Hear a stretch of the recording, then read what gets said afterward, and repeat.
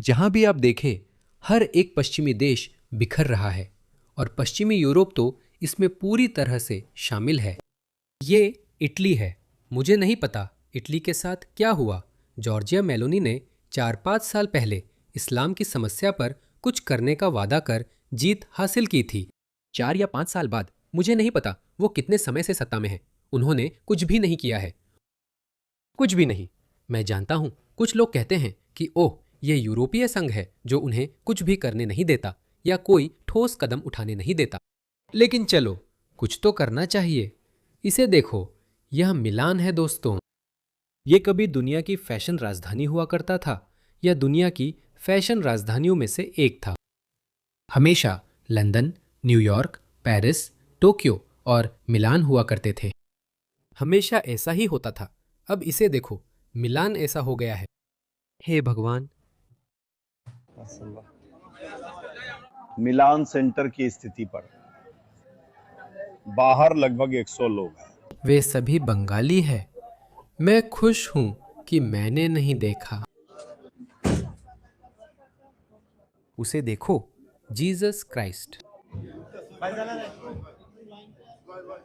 Oh my God! इतने सारे हैं कि यहाँ तक कि सबसे बड़ी मस्जिदें भी। सबसे बड़ी मस्जिद भी सबको नहीं समा सकती, इसलिए वे फैल जाते हैं। बाहर निकलकर सड़कों पर फैल जाते हैं। उसको गिरा दो, उसको गिरा दो। ओह, इस बेचारे इतालवी आदमी के चेहरे के भाव देखो। ये निराशा, झुंझलाहट, बेबसी और उदासी का भाव है। चलो चले। इसे देखो, आसपास एक भी महिला नहीं है, क्योंकि इस्लाम एक महिला विरोधी संस्कृति है। यह एक पितृसत्तात्मक धर्म है। तो महिलाओं को अलग रखा जाता है। महिलाएं हैं, ईद मुबारक। उन्हें घर पर रहने और बच्चे पैदा करने के लिए मजबूर किया जाता है। वे मूल रूप से बच्चे पैदा करने की मशीनें हैं और इसी वजह से हम उनकी संख्या में विस्फोट देख रहे हैं।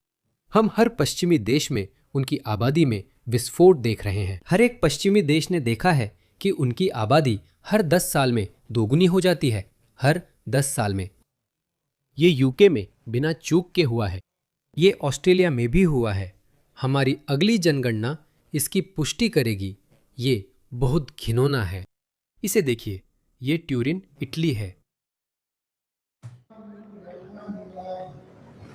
सिर्फ बांग्लादेश से नहीं, अन्य अफ्रीकी देशों से भी। यह एक बड़ा हमला है दोस्तों। यह किसने किया? ये किसने किया? अभी देर नहीं हुई। अभी भी देर नहीं हुई है। बस माफी मांग लो, वापस जाओ। हम अब तुम्हें नहीं चाहते। इसे देखो, इटली में रह रहा यह शरणार्थी नाराज है क्योंकि इटली में बहुत ज्यादा कुत्ते हैं। वह बहुत नाराज है क्योंकि वह बहुत सारे लोगों को अपने कुत्तों के साथ घूमते हुए देखता है और इस्लाम में कुत्ते हराम हैं। जब भी मैं बाहर जाता हूं, मुझे हर जगह बहुत सारे कुत्ते दिखते हैं और मुझे इससे नफरत है। मुझे समझ नहीं आता कि वे कुत्तों से इतना प्यार क्यों करते हैं। बस निकल जाओ। ये मुस्लिम और शरणार्थी कह रहे हैं, इटालियनों, इटली छोड़ दो। हमें गैर इटालियन लोगों को यहाँ रहने का अधिकार चाहिए। हमें आप पर अपने नियम थोपने का हक है। देखो वो, अस्सलामु अलैकुम वरहमतुल्लाहि वबरकातुहू। आज शनिवार है, जैसा कि आप जानते हैं। मौसम बहुत अच्छा है। बिस्मिल्लाह, माशाअल्लाह। आज धूप है। अतलातुन। आज सारी फैमिलियां बाहर निकली हुई हैं। वो अपने कुत्ते भी ला रहे हैं। इटली के लोग कुत्तों को सबसे ज्यादा पसंद करने वालों में हैं। यहाँ तक कि कुत्तों को दुकान में भी ले जाना आम बात है, इसमें कोई दिक्कत नहीं। यहाँ कुत्तों को दुकान में ले जाना आम है। कई बार इंसान नहीं जा सकते, लेकिन कुत्ते अंदर चले जाते हैं। देखो, ये लोग कितने बेहया है दोस्तों, कितने ज्यादा बेहया है। सोचिए, अगर आप मुस्लिम देश में जाकर पूछे, हर जगह मस्जिदें क्यों हैं? मुसलमान ऐसा क्यों करते हैं या वैसा क्यों करते हैं? मुसलमान आपको ठीक ही कहेंगे कि आप अपने देश वापस चले जाएं। अगर आपको यहाँ पसंद नहीं है तो चले जाएं।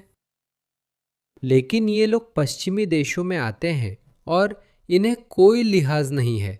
इसे देखिए, एक इतालवी सुरक्षा गार्ड इन दो मुस्लिम महिलाओं से, जो निंजा योद्धाओं की तरह कपड़े पहने हैं, उनसे कहता है कि वे अपना चेहरा दिखाएं। चेहरा ढककर अंदर आना मना है, ये किले का नियम है। हमें सिर्फ असेनी उन्हीं को बता मांगना है, हम गलत नहीं हैं। मैं समझता हूँ, लेकिन अंदर आने से पहले चेहरा दिखाना होगा। वे कह रहे हैं, महिलाओं, मुझे आपके चेहरे देखने में रुचि नहीं है। मुझे नहीं लगता कि आप लोग कोई टॉप फ्रेंच मॉडल्स हैं, लेकिन मुझे सुरक्षा कारणों से आपका चेहरा देखना जरूरी है, किसी गंदी नियत से नहीं, क्योंकि मुझे आप में कोई दिलचस्पी नहीं है। माफ कीजिए, चेहरा ढककर अंदर नहीं आ सकते, वहाँ इसका नोटिस लगा है, यही नियम है। हेलो, तुम कितने लंपट हो? क्या मेरा चेहरा देखना चाहते हो? डार्लिंग, मुझ पर भरोसा करो। मैं जानता हूँ वो सुंदर नहीं है, लेकिन तुम्हें देखने में मुझे दिलचस्पी नहीं है। हम गलत नहीं है, मैं समझती हूँ, पर अंदर जाने से पहले।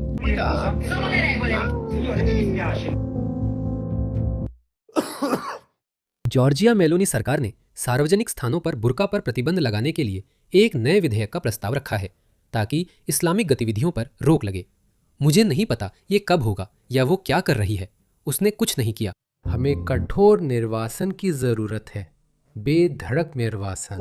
नतीजतन इटालियनों का सब्र टूट चुका है और वे सड़कों पर प्रदर्शन कर रहे हैं, कह रहे हैं कि इस्लाम इटली से बाहर जाए।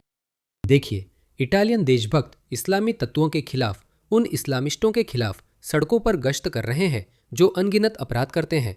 मिलान हमारा घर है। मैंने आपको मिलान दिखाया था। नहीं, हाँ, मेरा मतलब है, दोस्तों, मुझे समझ नहीं आता लोग इसे कैसे बर्दाश्त कर सकते हैं। हम मिलान में नहीं डरते, क्योंकि ये हमारा घर है। बिल्कुल सही, बिल्कुल सही। चले आगे, हम चलते हैं और थोड़ा जिगजैग करते हैं। इटली के सभी देशभक्त, हम जीत रहे हैं मिलान में। इटली हमारा घर है, इसे कभी मत भूलना। इटली हमारा घर है, वो नहीं हमारा। हमें डर नहीं है।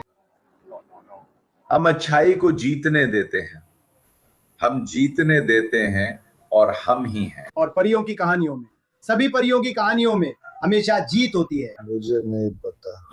मुझे लगता है इनमें से कुछ सबटाइटल्स का कोई मतलब ही नहीं बनता। वे बस एआई का इस्तेमाल कर रहे हैं। लेकिन हमें बात समझ आ गई। इस्लामिस्टों से लोग तंग आ चुके हैं।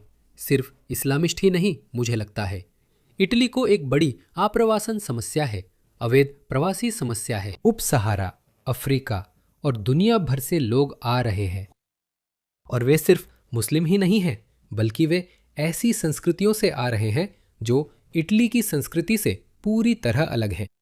देखिए, इटालियन लोग विरोध कर रहे हैं और कह रहे हैं कि इटली इटालियनों की है, न कि इस्लाम की। इटालियन देशभक्त इसका विरोध कर रहे हैं, उन्हें यह पसंद नहीं।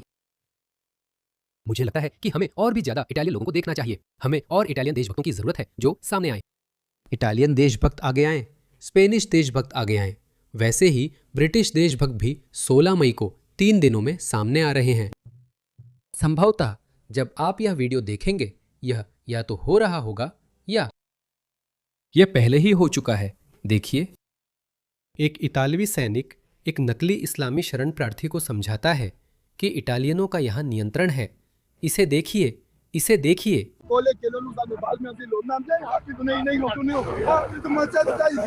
पीछे हटो भाई, ये क्या है? ये लोग किस दुनिया में हैं?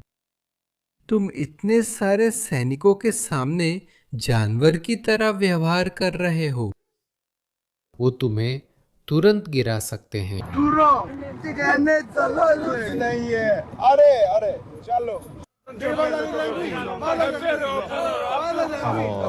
मैं एक और जोरदार धक्का चाहता हूँ। मैं एक और धक्का चाहता हूँ। ओह, वो कह रहा है, दोस्तों कृपया कैमरा बंद कर दो, क्योंकि हमें कुछ ऐसा करना है जो हम नहीं चाहते कि कोई देखे। कुछ नहीं, कुछ भी पास मत करो। हमें नहीं पता उसके बाद क्या हुआ। शायद उन्हें एक ऐसा सबक सिखाया गया होगा जिसके वे हकदार थे। ठीक है, इसे देखिए। ये इतालवी राजनेता कह रहे हैं कि वे नहीं चाहते कि एक दिन उठें और हर जगह मस्जिदें दिखे। हमारे यहाँ इस्लामी छुट्टियां हैं। हमारे यहाँ स्कूल मस्जिदों में बदल गए हैं। ये इतालवी राजनेता कह रहे हैं। मैं नहीं चाहता कि कल उठते ही पियाज़ा डेल डुओमो में लोगों की बड़ी भीड़ अल्लाह की इबादत करती दिखे, या रमज़ान पर स्कूल बंद हों, या स्कूलों की कक्षाओं में मस्जिदें बने। इस्लाम को दूर करो, बस यही है दोस्तों। आप जहां भी देखें, हर जगह लोग सबसे पहले इस्लाम के खिलाफ और फिर तीसरी दुनिया के प्रवासियों के खिलाफ उठ खड़े हो रहे हैं। क्योंकि आखिरकार क्या इस्लामवादियों ने दुनिया को क्या दिखाया है कि अगर आप अपनी सांस्कृतिक मूल्यों या अपनी सांस्कृतिक राष्ट्रीय पहचान के लिए खड़े नहीं होते तो वह खतरे में आ जाएगी। इस पर हमला होगा और आप उसके बारे में कुछ नहीं कर पाएंगे जब तक आप खड़े होकर उसका मुकाबला नहीं करते। और यही ये लोग कर रहे हैं।